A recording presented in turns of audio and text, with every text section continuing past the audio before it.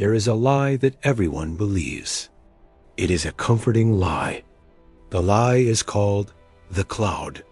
When people upload photos, save documents, or stream movies, they imagine the data floating in some ethereal, invisible sky, safe and untouchable. They imagine a magic force field of technology that just works. But the cloud is not magic. The cloud is just a building. It is a massive, windowless warehouse made of concrete and steel, filled with row after row of humming black refrigerators, blasting air conditioning and consuming enough electricity to power a small city. And inside those warehouses, the entire modern world is balanced on the tip of a needle dot. It is February 28, 2017. The location is Ashburn, Virginia. To the locals, it is just a quiet suburb near Washington, D.C. To the digital world, this is the center of the universe. This is home to U.S. East 1. It is the beating heart of Amazon Web Services. A massive chunk of the internet lives here. Banks, streaming services, government agencies, and startup apps all rent space on these servers. They trust U.S. East 1 with their lives. It is a Tuesday morning. The sun is shining. The coffee is brewing. Inside the operations center, the atmosphere is calm. It is just another day of keeping the digital lights on. The hum of the servers is a constant white noise, the sound of the internet breathing. The trouble starts with a routine maintenance ticket. The billing system is running a little slow. It is lagging. Nothing catastrophic, just annoying. A team of engineers decides to investigate. They identify the problem. A small subsystem is clogging things up. The solution is simple. Take a few of the servers offline, reset them, and bring them back. It is the digital equivalent of turning it off and turning it on again. It is something they have done 1,000 times. An engineer sits down at a terminal. The keyboard clacks. The command line blinks, waiting for input.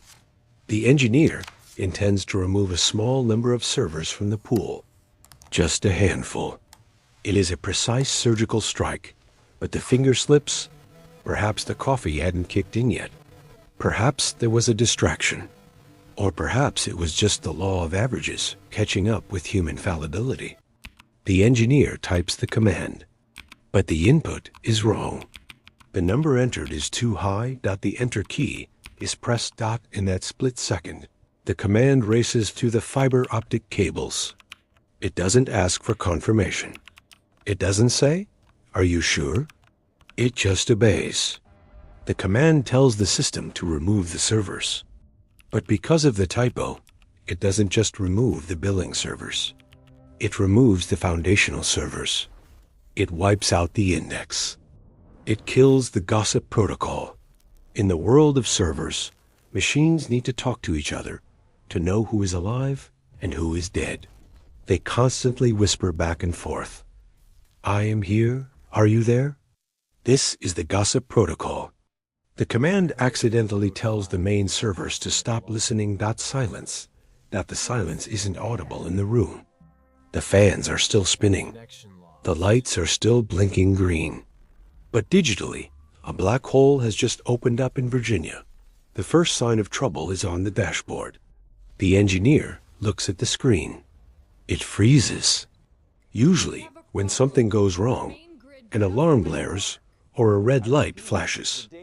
But the system that reports the errors is also hosted on the servers that just got nuked.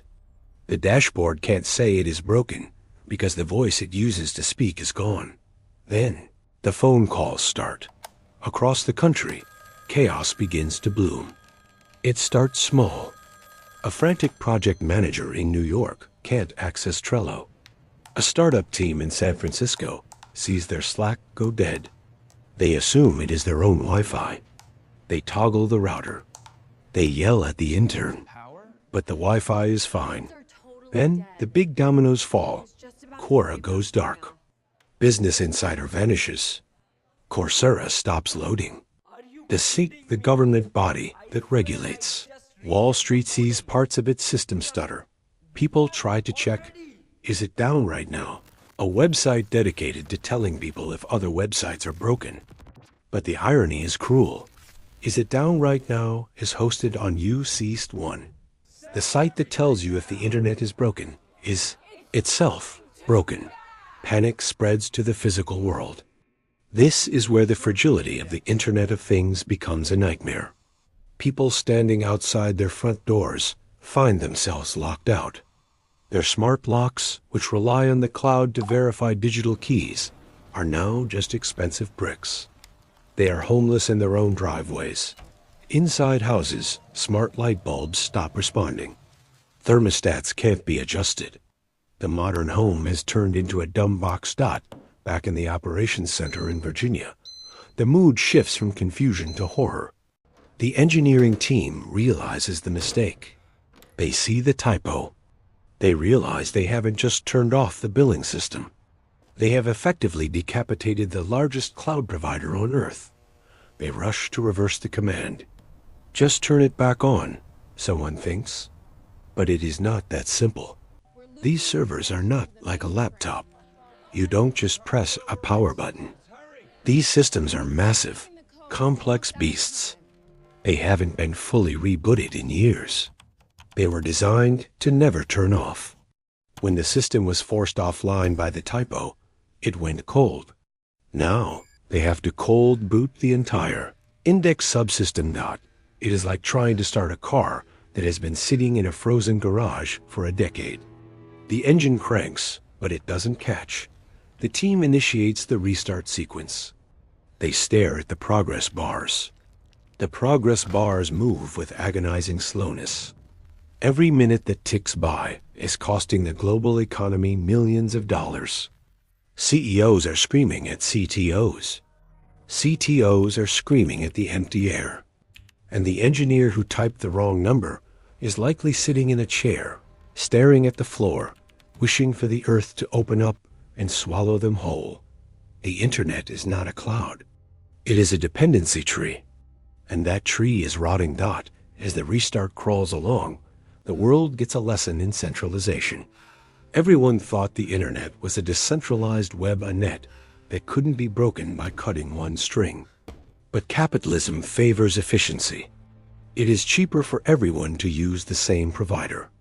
It is easier to put all the eggs in one basket if that basket is owned by the biggest company in the world. Us-East-1 was the basket. And the basket had been dropped. Hours pass. The sun begins to set in Virginia. The operations center is a pressure cooker. The engineers are sweating. They are manually checking safety protocols. They have to make sure that when the servers come back online, they don't get overwhelmed by the tsunami of data waiting at the gates. Slowly, painfully, the green lights on the dashboard start to mean something again at first. The internal systems wake up. Then, the storage buckets become visible.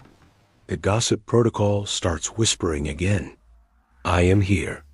Are you there? Yes, I am here. One by one, the websites flicker back to life. Trello loads. The smart locks click open. The news sites reappear. The digital blood starts pumping through the veins of the economy again. The outage lasted roughly 4 hours. In the grand scheme of history, 4 hours is a blink. But in the high-speed world of 2017, 4 hours is an eternity. It is a lifetime. The cost? Estimates range from $150 million to $300 million lost in productivity and sales. All because of one typo. One wrong T-stroke. The aftermath was a wake-up call that everyone hit snooze on. The company released a post-mortem report. They were transparent. They admitted it was human error. They promised to add safeguards. They added a prompt that asks, "Are you sure you want to destroy the internet?"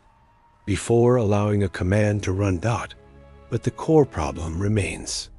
The incident revealed the glass jaw of the digital age. We have built a civilization on top of code we barely understand, running on machines we cannot see, managed by humans who get tired and make mistakes. The engineers went home that night. The world went back to scrolling. The memes about the outage circulated for a day or two, then vanished. But the ghost of USS 1 still haunts the server rooms. It is a reminder that the cloud is just a marketing term. The reality is much more physical and much more precarious.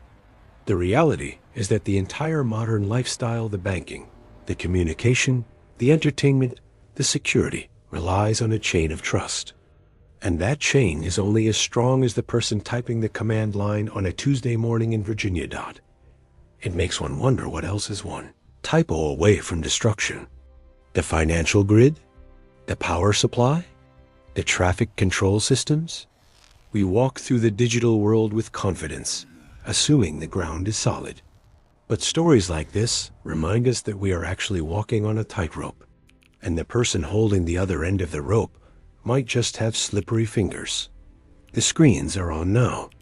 The data is flowing. The videos are playing. But somewhere in a data center, a fan is humming, a light is blinking, and a human hand is hovering over a keyboard, ready to make the next move. The world holds its breath without even knowing it.